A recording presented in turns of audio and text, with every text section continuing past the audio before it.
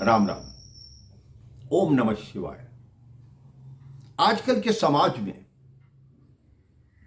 हम देखते हैं जो युवा लोग हैं वो वृद्धों का, बुजुर्गों का सम्मान नहीं करते, उनकी बात नहीं मानते, लेकिन जब उनको समझ आती है उसके बाद पछताते रहते हैं।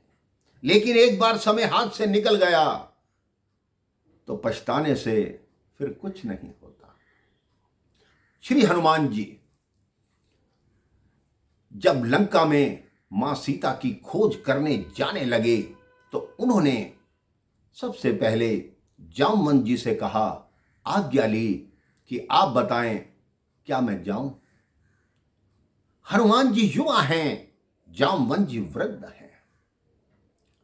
उन्होंने वृद्ध से आज्ञा ली। जामवंत जी ने कहा, ऐसा कौन सा कार्य है जो आप नहीं कर सकते, आप तुरंत जाओ और माता सीता की खोज करके आओ। ये छोटी सी बात हमें इतनी बड़ी सीख देती है। कहते हैं किसी गांव में एक बार आग लग गई। आग लगी तो सब लोग भागने लगे, सिर्फ दो व्यक्ति नहीं भाग पाए।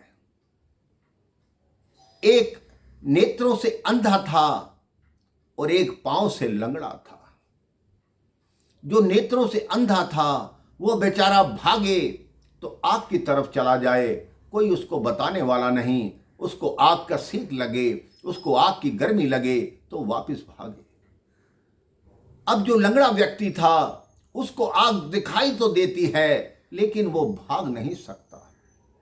वो सीधा उस अंधे व्यक्ति के पास गया कि भाई तुम ऐसा करो, मुझे कंधे पर बिठा लो, तुम भाग सकते हो और मैं देख सकता हूं, अगर तुम मुझे कंधे पर बिठा लोगे तो मैं तुम्हें मार्ग बताता जाऊंगा, तो दोनों आग से बच जाएंगे। उस अंधे व्यक्ति ने उस लंगड़े व्यक्ति को तुरंत अपने कंधों पर बिठाया। उस लंगड़े व्यक्ति ने पूरा मार्ग बताया और दोनों आग से निकलकर बाहर हो गए। आप ये समझिए, जो अंधा व्यक्ति है वो जवानी है और जो लंगड़ा व्यक्ति है वो बुढ़ापा है। जो पांव हो वो युवाओं के हों और जो आंख हो, जो दृष्टि हो वो बुजुर्गों की हो, बड़ों की हो, तो संसार रूपी आग से आप आराम से निकल सकते हैं। हमारे देश में किसी समय ये प्रथा थी कि कन्याएं कम थी और लड़के ज्यादा थे। तब कन्या देने के लिए कई कई शर्तें रखी जाती थी, तब अपनी कन्या ब्याहने के लिए देते थे। एक गांव में एक कन्या का रिश्ता पक्का हुआ। उन्होंने कहा, रिश्ता हमें स्वीकार है लेकिन आपकी बारात में कोई बुजुर्ग व्यक्ति नहीं आएगा। उन्होंने कहा, हमें स्वीकार है, नहीं लाएंगे कोई बुजुर्ग व्यक्ति।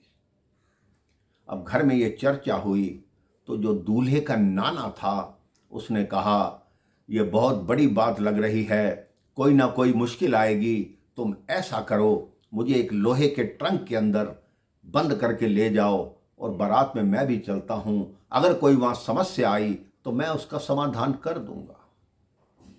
अब जैसे ही वो लोग कन्या पक्ष के घर पहुंचे, उन्होंने कहा, हमारी अगली शर्त है कि हमारे गांव में जो नदी बहती है उस नदी को दूध की नदी बना दो, उसमें दूध बहा दो।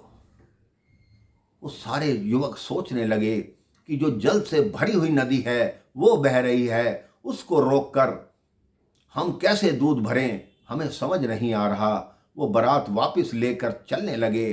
ट्रंक के अंदर से उस बूढ़े बुजुर्ग ने ठक ठक की कि क्या समस्या आई। उन्होंने कहा, ये बात है।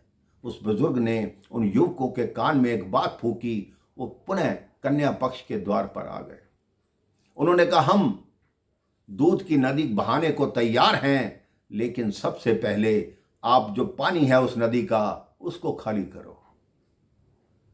अब कन्या पक्ष वालों को समझ आ गया। कहते हैं, ये बताओ जो वृद्ध तुम्हारे साथ आया है वो कहाँ है। तब ट्रंक में से लड़के का नाना निकला।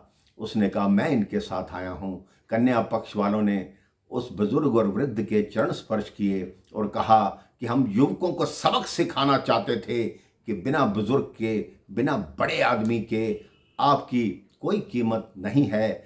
इसलिए आजकल हम सबको, युवाओं को भी ये समझ लेना चाहिए कि हमारे जो बुजुर्ग हैं, हमारे जो बड़े हैं, उनकी इज्जत करनी चाहिए, उनकी बात को मानना चाहिए, उनको सम्मान देना चाहिए।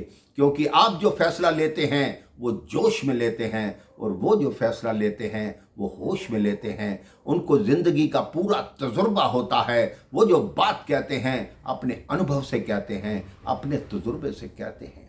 इसलिए जिनके घर में बुजुर्ग हैं उनके अनुभव का लाभ उठाइए। देखिए आपका जीवन कैसे खुशहाल और सुखी होगा।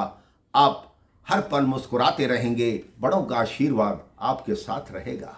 राम राम, जय श्री राम, ओम नमः शिवाय।